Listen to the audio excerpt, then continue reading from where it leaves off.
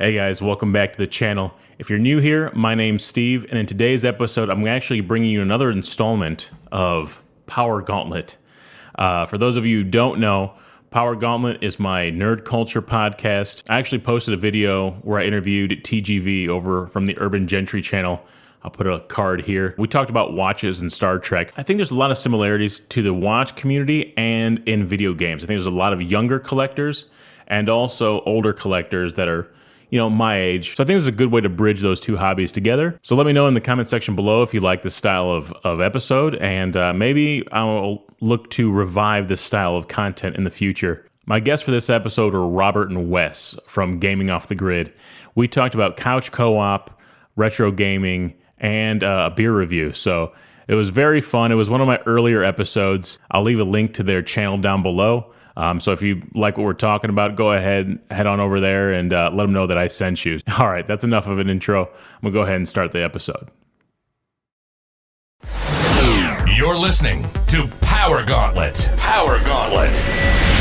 The podcast dedicated to nerd culture, hosted by Steve Papa. If you're looking for copious amounts of stupidity sprinkled with clever banter while discussing everything from video games to Star Wars, well, this is the show for you. Ladies and gentlemen, welcome to Power Gauntlet. What are we drinking? So I went to every store in our area looking for the Double Trouble. Is it a limited release? It might be. Oops. It might be. Yeah, I think it is. I could not find it. So we got the Backwoods Bastard. Okay, we'll get the Backwoods Bastard going. Let's open this up. I'll wait to take a sip. So you're Yeah, ready. we'll wait so we can do a three-way cheers here. Oh, yeah. There we go. Pure octane. All right. Well, welcome to Power Gauntlet. I'm Steve, and with us today we have Gaming Off the Grid. We have Wes and Robert. Thanks, guys, for coming on. Oh, thank you so much for having us. Yeah, thanks a ton. We're so happy to be here, and we're going to have a good time and drink this nice, tasty brew. So today we have a Founders. What is this called again? The Backwoods Bastard. It is, yeah. So He just lurks in the woods. All right, so let's take a sip here. Let's see what we got Let's do going a on. toast. Cheers. Cheers to Gaming Off the Grid. Thank you. Oh, that's good. Wow. It's oh, rich. that's good. Yeah. Yep. So I Good usually one, don't. Man, I love Founders. I don't drink anything that rich usually, but that really feels good. I like that a lot. Yeah, it's a sipper. It's definitely one that's like a beer that you enjoy over a half hour to an hour Yeah. sitting. Yeah. Yeah, definitely. So, Which, that's good because that's what we're here for, I think. So, yeah. yeah, definitely. So for those who don't know, you guys specialize in basically offline couch co-op gaming. What inspired you guys to do that for a YouTube channel? Because usually a lot of people don't do that kind of thing. It's more of... It's a very niche thing, especially because online gaming is the huge thing right now. But literally, it was really simple. We were in the game room playing House of the Dead Overkill, which is a fantastic light gun game. And we were just like, dude, this is fun. We were drinking beer and we were like, let's just start a channel about this because this is awesome. Right, yeah. And that's basically how it started. Like There wasn't much more planning than that. It was just that. That's the story. So we talk about House of the Dead Overkill a lot, and a lot of people are probably like, what is their affinity for this game? That is it. Yeah, because Yeah. it started everything. That's awesome. Yeah, I remember playing House of the Dead, like just at the arcade. I've never played it like in-house or anything like that. So Yeah, just getting a light gun game like that inside your house is awesome. So you guys for record sure. out of the studio. I mean, it looks pretty cool in your guys' studio. You got a bunch of games hanging up on the wall and stuff like that. A bunch of Yeah, we have the Christmas tree set up, so that takes up a lot of room It right is now. a little tight because of the festivities. But it's the season. I'll tell you what, it looks pretty cool. I really enjoy that. When the beer reviews got in, like what made you guys review beer as well? Just because you guys were drinking it while playing? Is it you guys Yeah, have pretty like an much. affinity for beer? Yeah, and we were kind of beer fans before, but no, we were just pretty casual beer fans. Yeah. And I don't know, we just kind of thought that and we don't know how old you are, but I'm guessing you're kind of in our demographic. So him and I have an age disparity here. Robert is 25 now, and I'm 33. Yeah, I'm 32. So Yeah, so we were kind of like, people in our demographic are going to remember couch co-op gaming.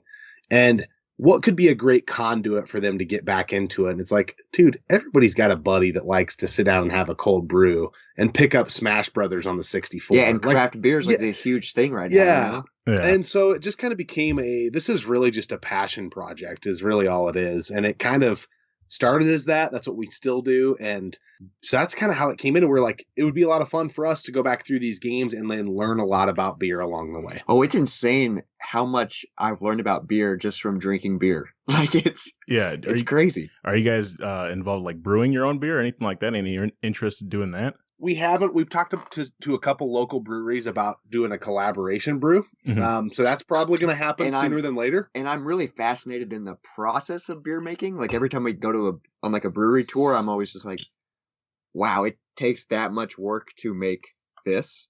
Oh yeah, it's fascinating. Yeah, I went to it sounds really hard. I went to a couple distilleries around me and a couple breweries, and yeah, just to see the amount of equipment they have, the amount of brewing the amount of time it takes to brew a beer is ridiculous. And just it's like crazy. Batch after batch, I mean, things can mess up and you have no idea, it's if you spend 2 months making a beer and then it turns out crappy, right, that sucks. Right. It's an art form. It really is. So when you got your beer in your hand, you've got a controller in your hand. What are you guys playing against each other for the most part? Like, do you have a go-to game aside from House of the Dead? Like, is there something that you guys go to every single day? Not every single day, but like every now and again. We kind of dive into like one game behind the scenes, one game at a time. So on the channel, we try spicing it up. But right now, in particular, we've been working on Contra 3 Alien Wars on Super Nintendo together. Nice. Which that game is so hard, especially co-op. Yeah, we've been working on that game for months because we're trying to get good at it, and we also have like this Contra mini series we're doing. Nice, and that's the next one in the series. So it's like behind the scenes, we're working on that. We're chipping away. We're dying a lot. Yeah, and it's a weird deal. We don't behind the scenes play a lot of games where we're going against each other. Mm-hmm. We do a lot of games where we're playing together because we want when we go against each other on the channel. We want it to be like all chips are on the table. Like that is like our reactions. That is real shit. Like that beard versus beard thing. Man, yeah. I walked out of that. I was pissed. I didn't want to talk to him. I was so nervous. Yeah. I was so nervous. That is great. Yeah. To have someone that you can go, but at least you guys were relatively close in skill. Like my buddy, one time we busted out the N64 and we were playing Smash, and he was just like, "Oh, I bet I'll give you whatever 15 stock, and yeah, there's no way you're gonna knock me off this level." I go, "Okay, whatever. I'll and he absolutely annihilated me. And he goes, "Dude, every day I would come home from school and play this game until I had to go to sleep." And I was like, "Well, I had no fucking chance. There is no chance I had. I played the game every now and again when I was a kid, but like never competitively like that." So. Yeah. And there's some people that are just crazy good, and it's just like, well, and like we think like that, like we're not experts at many games. That's the fun part, I think, for our channel. Yeah, we're very casual gamers. Is we're casual in our beer reviews, we're casual in our games. Like there's about 5 games that I would talk shit about and say I'm like, hey, I'm almost certain I'm better than everybody at. Like, Punch Out, for instance, Super Mario Brothers. But other than that, we're no better than anybody else. Like, dude, if you put 4 weeks into Halo 3 and came and played this in Halo 3, you'd clean our clocks. Like we're just everyday normal guys. We're not like experts by we just like having fun. Yeah. Yeah. And Halo, I absolutely suck at Halos. I play Halo Reach. Like that was the only I never played Xbox 360 at all. I was more of a PlayStation 3 guy. So when we played Reach, I would absolutely get my ass handed to me every single match online. I was like, come on, guys.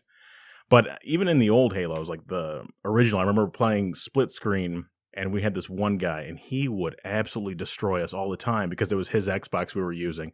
And it was like no fun after a while. I was like, all right, guy, you got to stop. You got to stop, give me a chance, at least. We just recently started doing LAN parties, which is like super fun again, because that isn't a thing anymore. And there's a buddy of ours that's so good at Halo, and there's like 8 of us versus him, and he'll still win. Yeah, it's stupid. like, what? How is that possible? That's ridiculous. I mean, it's just people like that are a lot of time on their hands, a lot of skill, a lot of fucking fast twitch muscles and everything like that. Yeah, kudos to them. I know those are not the games I played growing up. Like the one I played on your Instagram post today, you put up those wrestling games. And Yes. and WWF No Mercy, like that was my shit. You know, like I loved playing that all the time. That was like the best thing ever. I love that was like one of my favorite wrestling games. That one and WrestleMania 2000. But those were those just like, are two games on the N64, maybe in Mario Kart. The N64 is hard to pick up and play now because I don't know what the right way to say it is, but it didn't age the best. And the controller's weird. But those games play flawlessly. When I pick up No Mercy still to this day, I have a good time. Yeah, I mean, you're right. There are a handful of games that are like still play well today. You know, Legend of Zelda, the Banjo-Kazooie. Banjo-Kazooie, even Conker's. I played Conker's and I was like, this game is awesome. But there's some even like when you pick up GoldenEye, it is not what you remember. You know, it is nowhere near as good. There's a learning curve. Yeah. And after a while, like after about 30 minutes, I'm like, okay, here we go. And I get back in the groove. But like to play competitively like that, there is no way. Like it's not anywhere near as good. But Mario Kart 64 is another one where I absolutely love that Mario Kart versus what's coming out now. So I don't know how well you guys have versed in the new Mario Karts, but I think they're absolute trash. That's a hot take. It is a hot take, but I appreciate it because we got another buddy who's pretty opinionated on retro stuff, Captain Algebra, and he says the same thing. And I like, it's weird. I like games that are a conduit to the new generation, and I feel like that's what 8 is. I feel like guys from our era, and I'm not going to include you in that because you and I are the same age, you know. Yeah. And I feel like we can jump on Mario Kart 8 and play like an 8-year-old kid and bridge that gap and have a good time. Mm-hmm. It's not the best Mario Kart game, but there's something to be said for being able to do that. If that makes any sense. Any age can play it, you know. No, but it's a little too easy. It's a little too pick up and play. It's too guided. Yeah. Okay? If you fall off the map in the new Mario Kart, you literally are brought back up instantly. You fall off on 64, you have to wait like 4 seconds. Yeah. And that was a thing. Like when I was playing Mario Kart against my nephew, it would be like whoever had the best power up. It didn't have anything to do with skill or shortcuts or anything like that. Even if you were in 12th place or wherever the place they go up to, you still have a shot to get first in the last lap. And I'm like, okay, that's kind of a little bit much. Yeah. But even going past the Nintendo 64 and getting into like PlayStation 2, I really enjoyed Battlefront 2. You know, like that was my go-to third-person shooter. That was, you know, I remember so many Saturday afternoons just going to my buddy's house and just hours and hours and hours pulling all-nighters, you know, just getting a bunch of Red Bull in our system and just playing that until the sun came up. It was... Yeah, those memories are priceless too, man. They're just so fun to think about and talk about. That's like, it's awesome. Kind of what we're trying to bring back in a society that doesn't want it. You know, like those memories and like just playing with people all night or in the same room is just, you can't put a price on that. It's so much fun. Yeah. It's just something that I don't think you would tell that story, and I could be wrong, but let's say 10 years from now, you know, you're in your 40s, and let's say we're reshooting this podcast. Are you going to be talking about a memory with that much joy and that smile on your face about an online gaming experience? I think the answer is no. The only one that could possibly come close is like World of Warcraft, like just remembering all that stuff. Yeah, but that was still like back in the day too, you know. I don't know. Yeah, I mean that's different. I think that's different. Yeah, that's probably the best online game ever made. It's just I don't know how much you guys played World of Warcraft at all, but I never got into it. I had a neighbor friend that was like crazy about it, so I know all about it, and he would let me play here and there. Yeah. And so I was in his like 3-year abyss with him. But it's also like the best South Park episode ever, I think. So that's definitely one of the best South Park episodes. But we were playing Classic again, and I was like, oh my God, this like the nostalgia overload just playing through that game. I was like, there is no way I could continue playing this game and keep a job. You know, like the only problem with those games, so I was really into Diablo 2. The only problem with those games is there's not much of a way to relive them unless you were there when it happened. Yeah, I guess that's a good point. If that makes any sense. No, it definitely does. You know, that's where the gap to me, like if you rank video games of all time in like Mario 3 and a World of Warcraft, is, dude, when we're in our 50s, we can still bust out some Mario 3. Can you relive World of Warcraft like you played it back in that time? I don't think you can. I think that they're time sensitive. Yeah, I guess that is a good point. Speaking of Mario 3, I just replayed it the other day with my wife sitting next to me, and I was just like, all right, getting this. She's like, how do you even know that's there? I go, babe, we had so much time growing up as kids. You know, like you have nothing to do. You're playing the same levels over and over again. All of a sudden you find a little block that wasn't supposed to be there, and then you jump up into the clouds and you're going through, you find whatever. Of course, you're always going to remember that. And she goes, oh, yeah, I guess you did have a lot more time on your hands back when you were a kid. So now I'm finding all these flutes and traveling to World 8 in, 3 and minutes. I love how back then too, you found that stuff organically. Like, yeah. Or friends and neighbors told you, but like you didn't just go on the internet and like go watch a walkthrough and it's like, oh, that's where the secret door is. That's how you beat that castle.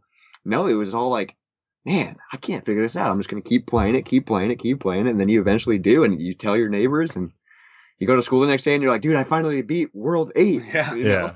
Yeah, just even playing like Mortal Kombat with your friends and just like, oh, I figure out how to do this fatality or this combo or whatever it is.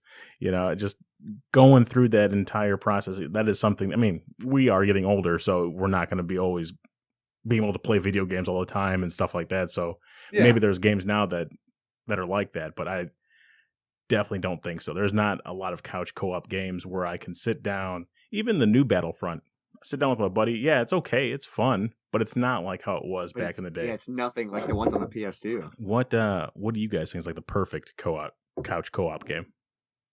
Oh, wow. I think it needs to be.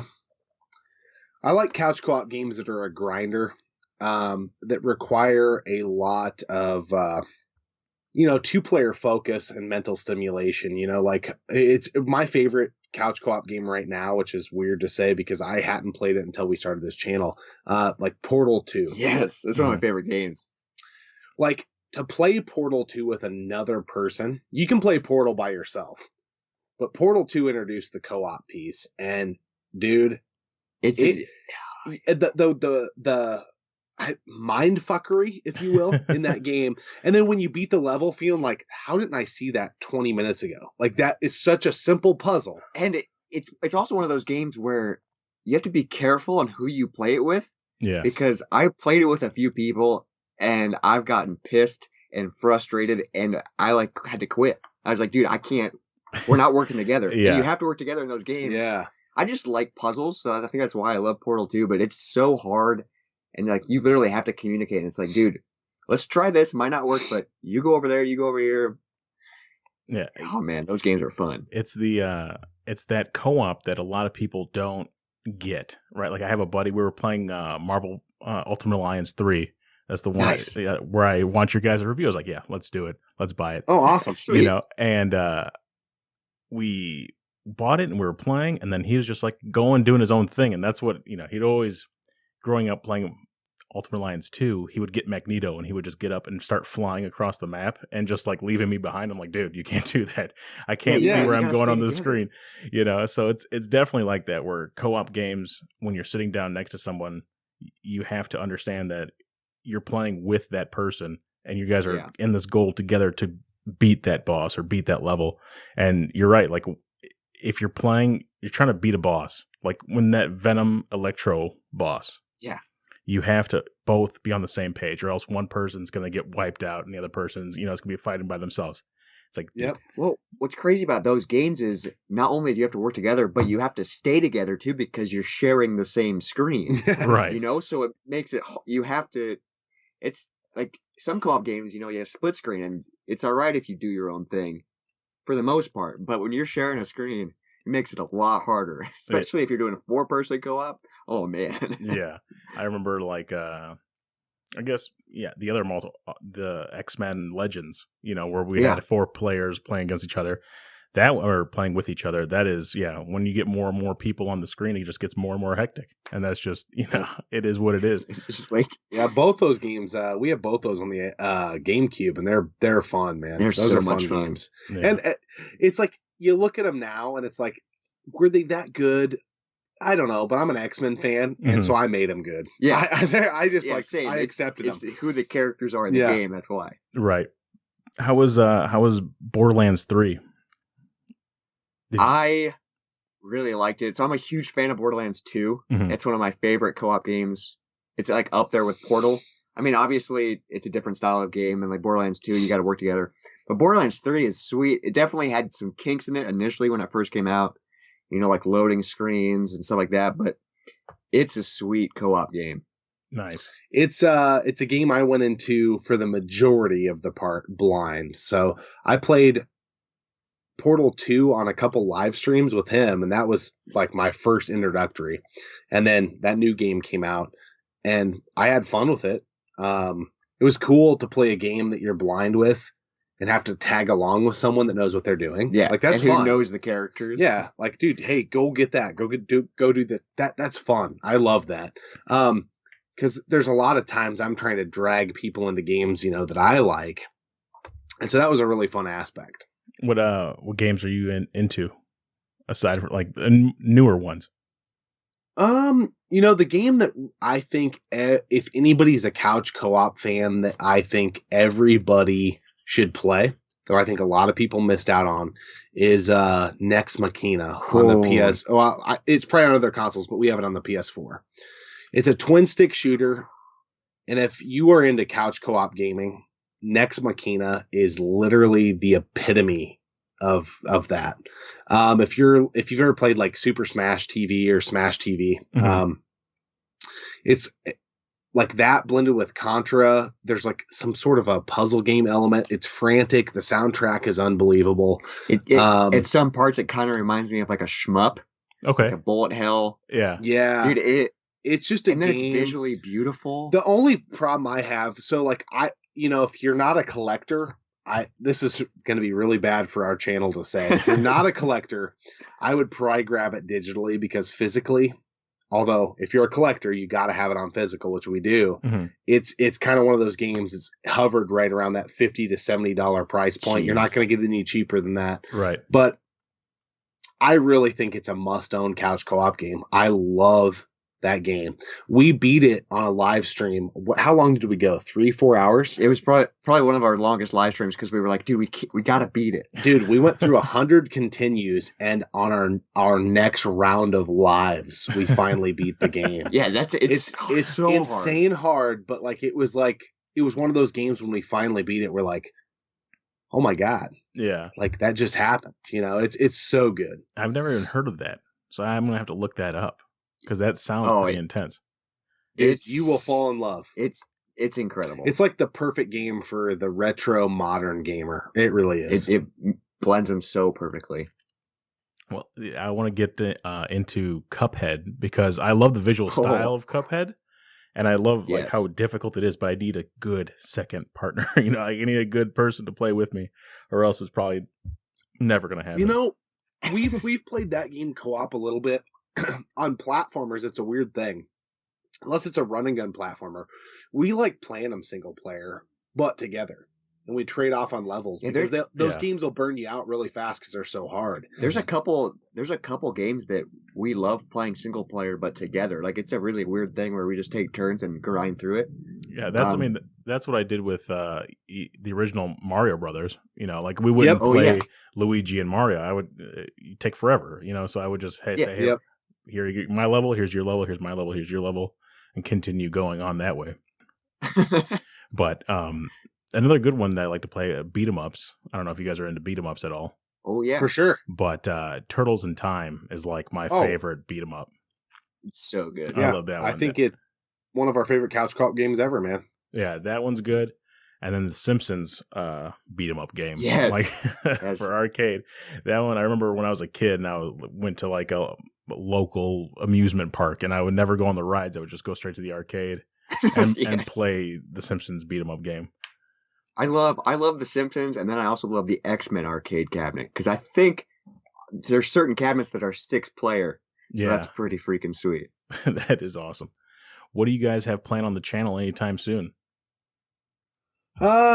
We have so we're coming up on the end of 2019, which is crazy. This year's flown by. It's been the craziest year of my life, which is crazy to say that. So we're going to be recapping the year, basically. We've got another, and I don't know when this podcast is going to come out, but we've got another top 5 Christmas movies coming out. We're going to recap the year from a channel standpoint, and then we're going to recap the decade, like the top 10 games in the decade. In the next year, I don't know. We've got to continue a lot of the miniseries we've started, and then whatever else suits our fancy. One thing that I'm looking forward to is coming up in the next couple of weeks, we're doing this Bourbon County week on the channel. Nice. So we're going to have like 3 or 4 episodes in a week where we're just going to drink different bourbon counties by Goose Island. Yeah. And it's going to be, I'm looking forward to that because Bourbon County is so good. Dude, I'm a huge bourbon guy. Even these like beers that are aged in bourbon barrels, I love them. Yeah. Oh yeah, they're so good. My side hustle right here in this episode's a little Woodford Reserve. So there we go. See, that's not too bad. Yeah. I'm keeping a list of all these bourbons that I've drank throughout the year, and I send them to my buddies, and I keep them on like a 0 to 10 scale. And oh, nice! You rank them. Let me see if I can find Woodford Reserve. That's right above Tin Cup, and right below Elijah Craig. So it's I got a fresh bottle of Elijah out on the counter. So it's pretty high up there. It's like maybe like, so my scale's a little weird, right? So 5 is average, right? Like 5 is not like a bad rating or anything. So I would definitely put that at like a 6 somewhere right there. Yep. And like somewhere like in an 8, it's like an Old Forester or Blade and Bow, something like that. Yeah, I think that's fair. I like that. Yeah. I like to do that because some people like to go overboard and say, she's a 10 or whatever. I'm like, dude, calm down. Like, there's no way she's a 10. 10 is like fucking drop dead gorgeous. You're never going to find a 10 in your life. So 10s don't exist. Yeah, exactly. Oh my God. That is beautiful to my ears. That's every time I tell somebody that, they just don't understand the concept of that. I get exactly what you're saying. But yeah, I'm a huge bourbon guy. I love it. Love my scale. Hey, I noticed your brew. It's getting a little low. Oh shit! I'll only chug this one real quick then. But I think we need to maybe review this one, and then you review the Double Trouble because we can't get it in our area. Okay, let me. Yeah, and we still have some more gaming shit to talk about, so I think that's going to be great. Let's see here. Let's finish this off.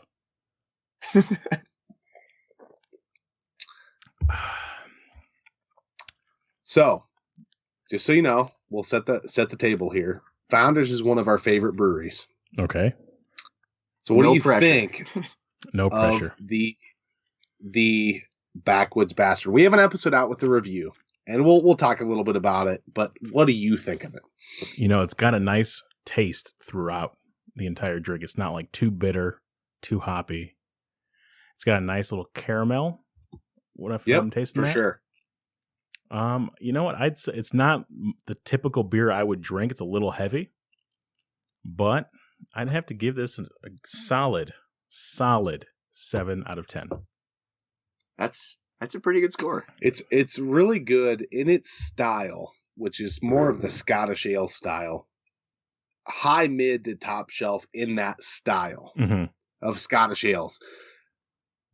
We're not the biggest fan of Scottish ales. So putting that in perspective, I think it's a great representation, a top-notch representation maybe of that style of brew. And it's one, that I think the ultimate thing when you're like, casual beer consumers like ourselves, would you buy it again? And I would say yes. It's definitely, for me, it's definitely a beer you enjoy over a long period of time. It's definitely a treat beer. And it's definitely like a dessert beer, like it's just. Yeah, I was gonna say I'm just gonna end the night with a Backwoods Bastard. I'm not gonna have more than one because it's just so rich and just so full bodied and so full of flavor that I don't know if I could have another one or enjoy another one right after each other. Right. So it's one of those you buy a 4-pack and that 4-pack lasts you a month. Right? Yeah, at least in my book. This is definitely a beer that you would have to enjoy right at the end of the day. Maybe instead of dessert, you have a nice Backwoods Bastard. But yeah, you cannot have this just like 2 or 3 of them sitting at the bar. No, absolutely not. That'd be if you could do that.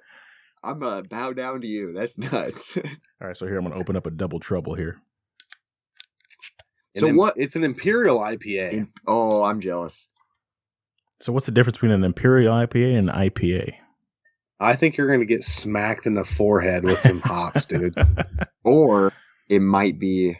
I don't know. I'm really curious to hear what it tastes like. The color of it has me like popping a tent, pitching a tent right now. Ooh, that smells good. Nice and hoppy.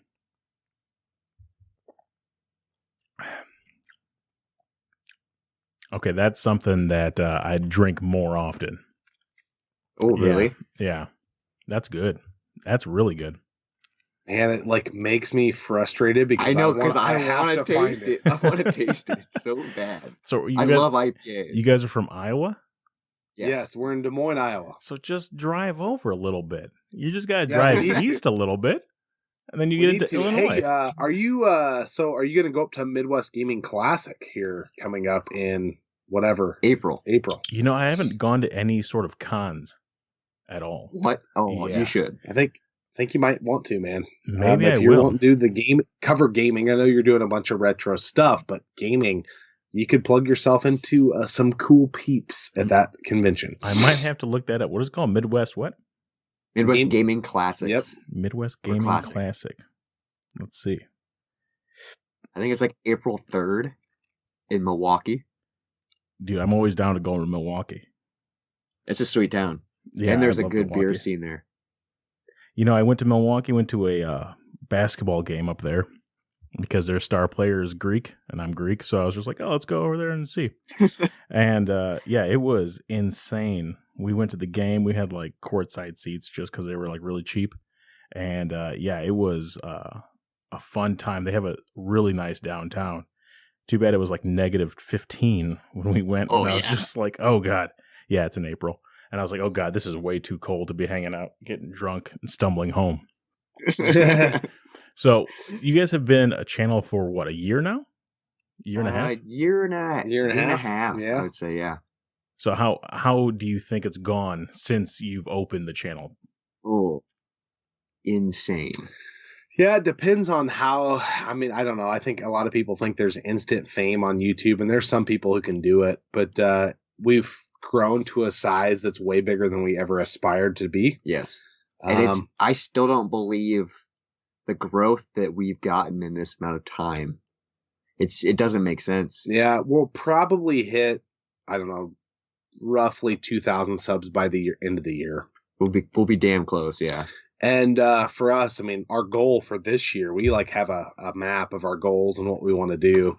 And 1,000 subs was our goal for this year. So we've almost doubled our goal, which is surreal. It's surreal. But it's weird because like for us, we're very personable people. Mm-hmm. And like this time with you, the time we've spent with Megadan 29, Captain Algebra, Telesplash Gaming, Nerd Lair, Do You Nerd? These channels and these people, like, dude, for us, we would trade that in for 100,000 subs. I don't care about that. Like, the individual connection is why we do our channel. The sharing a beer with people that we enjoy the company of, like Good conversation. That's what we're here for. So we've accomplished it, to wrap it up, tenfold what we ever set out to do. That's awesome, guys. I mean, that's exactly what, you know, we are aspiring to be. It's like, this is a hobby, and if people want to follow us and subscribe to us and listen to us and watch us, then that's even better, right? I mean, to get out there and connect with people, all I want to do is make one person laugh, you know, one person think about something a little bit different, one person getting involved with something else, you know, like just in affecting that. If that's great. That's all we're here to do. It's all we want to do. Share a beer across states. Yeah. You know, like that's it. Yeah, That's awesome. It's amazing. That's why I love gaming conventions. Yeah. Because, you know, obviously you go and you make connections and you plug your channel, blah, blah, blah, blah. But we've been able to meet all these other YouTubers in person, sit down at the bar, have a few drinks with them, cameras off, and just laugh and talk about life. And it's just like, we could have never done this had we not met you through the internet or, and it's awesome. Right. And that is true. Any good stories? Any good stories while you've been out to one of these cons or anything like that? And I mean, probably the most surreal thing that I can think of is when we were at Portland Retro Gaming Expo, we crossed paths with the Metal Jesus crew. And it was surreal because, like, at least for the retro gaming community, most everybody knows who Metal Jesus is. And he is the most regular dude you've ever met. So the dude wears shorts and a hooded sweatshirt and a band tee everywhere he goes. You can tell when he walks in somewhere and people recognize him. Dude, he's super uncomfortable. Yeah. And we enjoyed some I want to say, was it Founder's breakfast porter? I think it was. No, it was left hand. It was a left hand porter or stout, milk stout. We had a couple pictures with him and just got to talk to him.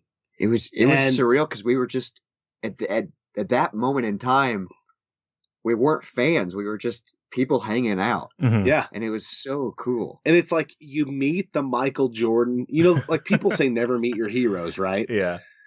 So, but we met the Michael Jordan in what we want to do. And it's like, dude, he is every bit the same. Like, yeah. He's exactly he the literally same. doesn't give a shit. Like, he's just having a good time. And it was one of those moments that like gave us faith again, I guess, in everything. Like, we just were like, man, this is awesome. And yeah, I think basically every time we've met someone that we've met on the internet has been awesome. It's always better than I expect it to be, which is surreal. That's awesome. That's why another reason I love this community is like the people are real, Well, because I think the what you get is you get this churn where people reach out to people or they comment on people's videos. Most of them, not all of them. Some people have their own agenda, but most of them do it because they actually enjoy what they're watching or whatever. Yeah. So then they reach out and they're like, "Hey, let's talk." And then you talk and it's like, "Holy shit, we're like the same person," And we're in this own weird space of retro gaming, and it's so cool, the conduit that has happened since we started the channel. That's awesome, man. That's the only thing you ask for, right?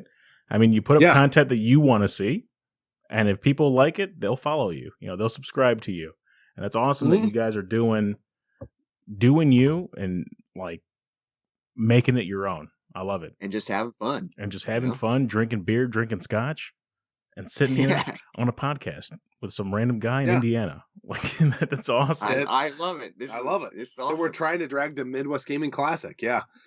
There we go. We're hitting up Milwaukee 2020. Yes, we are. So in April. Yeah, exactly, in April.